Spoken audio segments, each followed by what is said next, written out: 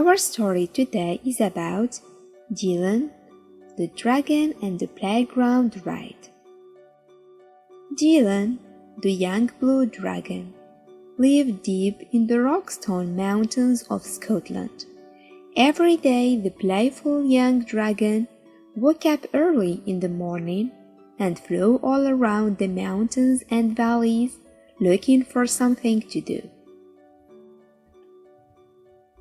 When he was hungry, he would go home to his cave, where Mommy Dragon would have hot soup ready for his dinner. "Wash your wings and get ready for tea. I have made your favorite today, darling, pea and toad soup," said Mommy Dragon. Dylan sighed. Thank you, Mom," he said sadly. "Whatever is the matter, son? Every day you come back home happily for your tea, but today you look so sad," inquired Mommy Dragon. "I am lonely, Mom. I can't find anyone to play with. In all the lakes, mountains and valleys in the Rockstone, there isn't a single dragon for me to play with," he grumbled. "Well, how about this for an idea? Why don't you fly down to the village playground and see if the children there want to play with you?" Dylan woke up bright and early the next day. He was very excited that he would soon have friends to play with every day. He put on his baseball cap and school tie and flew past the valleys and the mountains until he reached the little village of Falkirk. He glided down to a passerby to ask for directions to the children's playground. That way!" panted the quivering man. "Oh, he must be cold," thought Dylan. After all, humans don't breathe fire like dragons, so they must find it very difficult to keep warm. Not long after, Dylan the dragon came in for a swift landing in the center of the playground.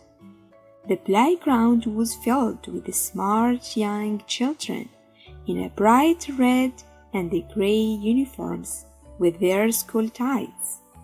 Dylan thought at his tie and cleared his throat.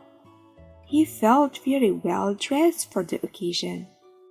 He was about to open his mouth to introduce himself when he suddenly heard, "Oh, run! It is a dragon! He's going to burn us alive!" yelled one of the young boys. All the children ran frantically toward the exits and disappeared in no time. Dylan sighed sadly. All he wanted was some friends to play with.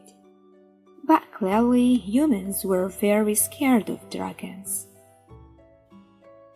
He flew home with his head hung low to see what Mommy Dragon had made for tea. The next day, Dylan decided to try and make friends with the children in the playground again. He tucked his white handkerchief in his left gill and scooped up a large branch lying on the floor. He made it into a white surrender flag. He crossed his claws and hoped the children would give him another chance.